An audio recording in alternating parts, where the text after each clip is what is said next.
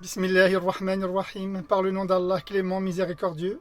Madame, mademoiselle, monsieur, chère auditrice, chers auditeurs, chers élèves et abonnés, j'ai le plaisir de te retrouver aujourd'hui afin de poursuivre avec toi, durant cette 25e partie, notre thématique intitulée Le mariage, une belle institution, mais avec qui? Aujourd'hui, je te propose, durant cet exposé, de t'apporter quelques éclairages, notamment sur la stratégie du malin. La coranothérapie te présente ta chaîne YouTube pour une école citoyenne, associative, pédagogique et participative. Ta première cyber-école en ligne intitulée Pacte, projet d'accompagnement corano-thérapeutique d'émancipation. École Pacte, projet d'accompagnement corano-thérapeutique d'émancipation. École familiale, gratuite, publique et à ciel ouvert. Cycle d'études adressé aux adolescents du collège et aux futurs jeunes adultes au lycée. La stratégie du malin. Satan, contrairement à ce que l'on dit ou pense, ne se cache pas dans les détails. Il se cache dans les apparences d'abord, puis les fausses croyances et les superstitions. Sa ruse est fragile, nous dit le Coran. Inna kayda ash-shaytani kana da'ifa. Certes, la ruse du diable est vulnérable.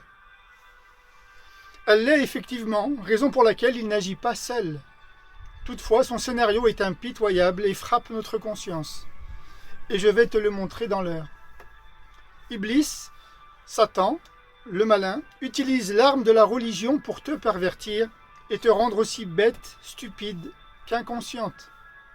Son objectif, te laisser d'abord croire à des valeurs, à ces valeurs qu'il va ensuite inverser. Les moyens, tes mauvaises pensées, ta faiblesse et la terreur. Le jeune homme a conscience qu'il vit en permanence dans le péché. Toujours est-il qu'il est très au fait qu'il ne peut s'en défaire parce qu'il est lui-même sous emprise de ses passions. Rappelle-toi, il n'a d'amour que le sien, que son amour propre. Et il est attaché à ses passions les plus folles, qu'il va tenter de réaliser avec toi. Ses plaisirs sont plus puissants que ses efforts. Son impulsivité est plus puissante que sa tempérance. Sa réactivité plus dynamique que sa maîtrise. Il n'hésitera donc pas à dramatiser la situation le moment venu.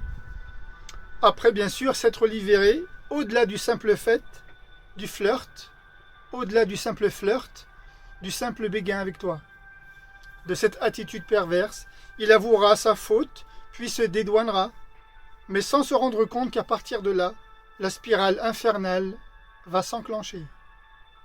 C'est le sentiment de culpabilité qu'il va à présent te faire porter. Il te jettera alors le filet de pêche pour s'assurer que tu ne peux plus lui échapper. Et pour t'immobiliser davantage, il te fera admettre que tu es coupable de votre péché.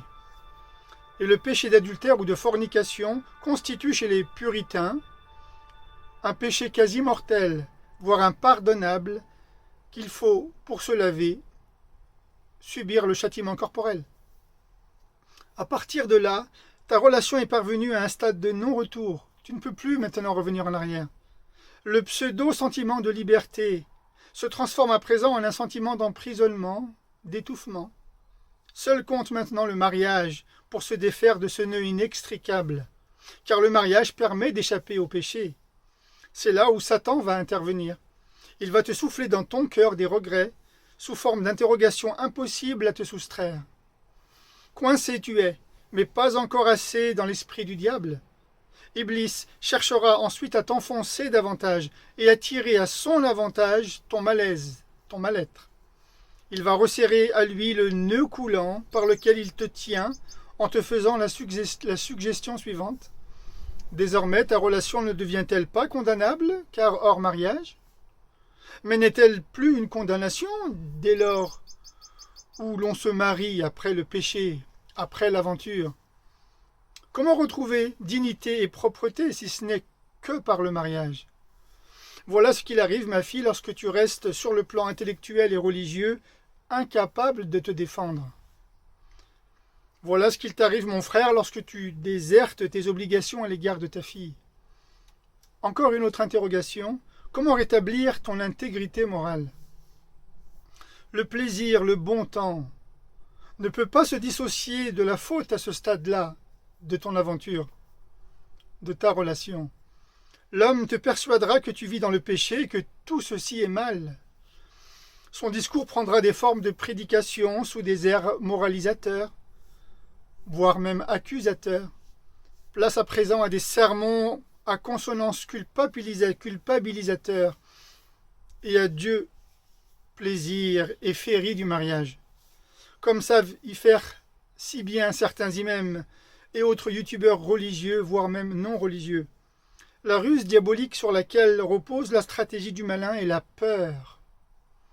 S'ensuit ensuite la tristesse, puis la terreur. Satan va marteler ton esprit à présent en te faisant apparaître dans ton sommeil les enfers à toute éternité comme conséquence de tes actes. Ton fiancé, croyant jusque-là tenir les rênes de son plan et de son emprise sur toi, ici prend fin maintenant la gravité de la jouissance sadique qu'il exerçait et dont il pouvait et faisait grande pression sur toi. Ici s'achève l'épouvante qu'il pratiquait sur toi, afin de te faire craquer pour que tu cèdes à ses exigences. Mais c'est sans se rendre compte que Satan a déjà refermé le piège sur vous deux.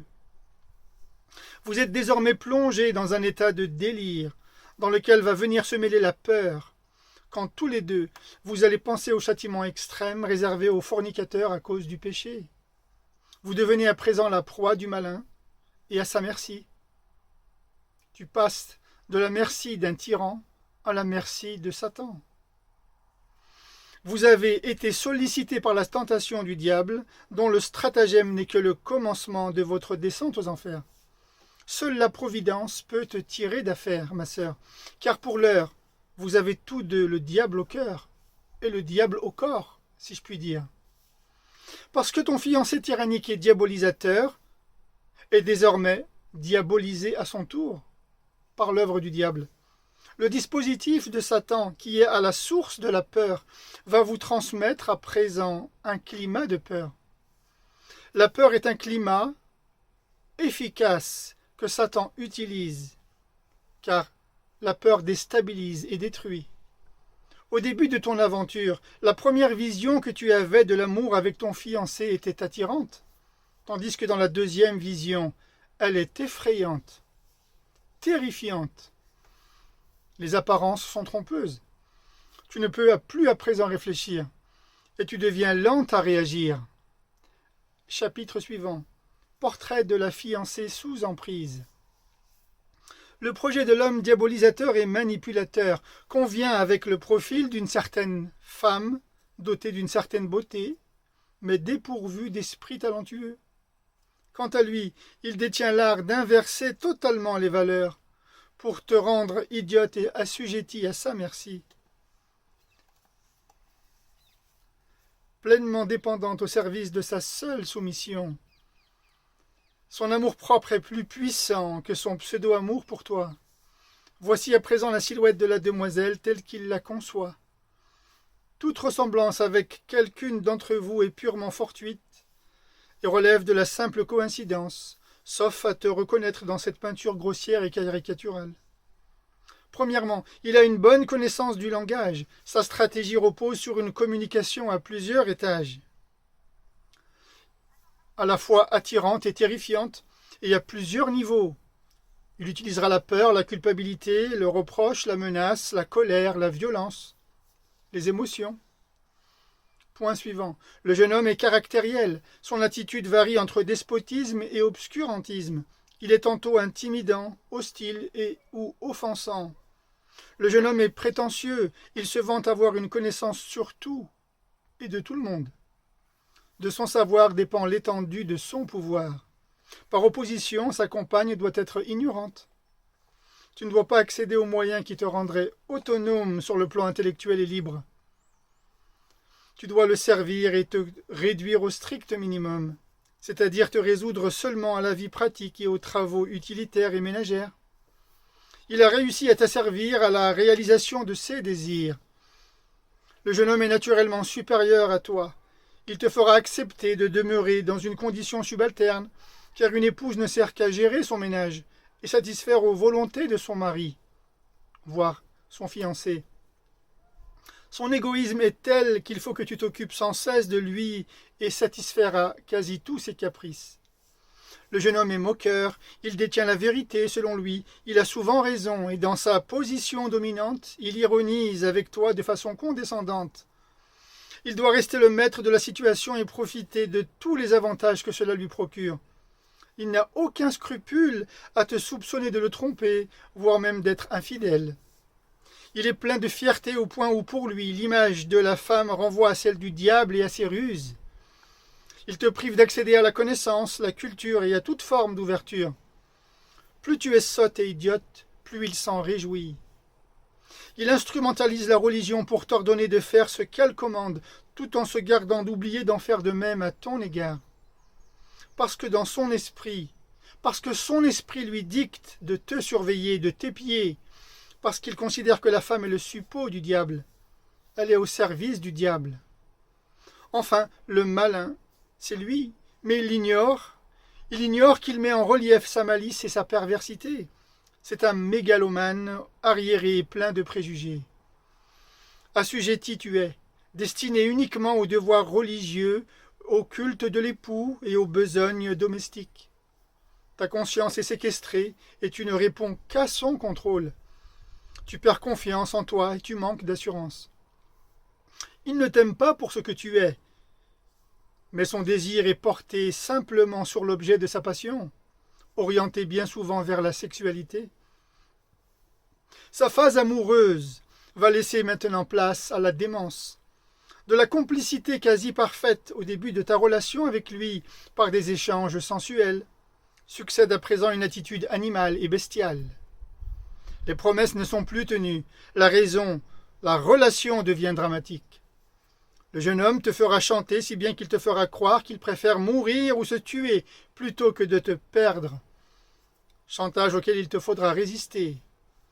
Puis enfin, il te fera des menaces. Il cherchera à te nuire en mettant à mal ta réputation, ta moralité, ton intégrité, et il n'hésitera pas à se servir de ton passé pour y arriver. Conclusion. Le jeune homme est jaloux et sadique, et ton histoire a pris une dimension pathétique.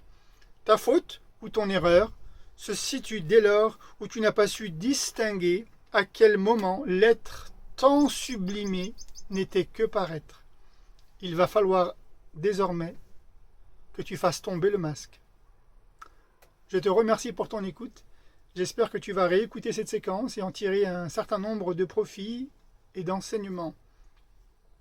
Dans la prochaine partie, je m'attarderai à t'expliquer clairement le portrait de la fiancée libérée de son emprise. Jusque-là, je te prie de t'abonner, de partager, de liker, de commenter. À très bientôt, Inch'Allah. Wassalamu alaikum wa rahmatullah.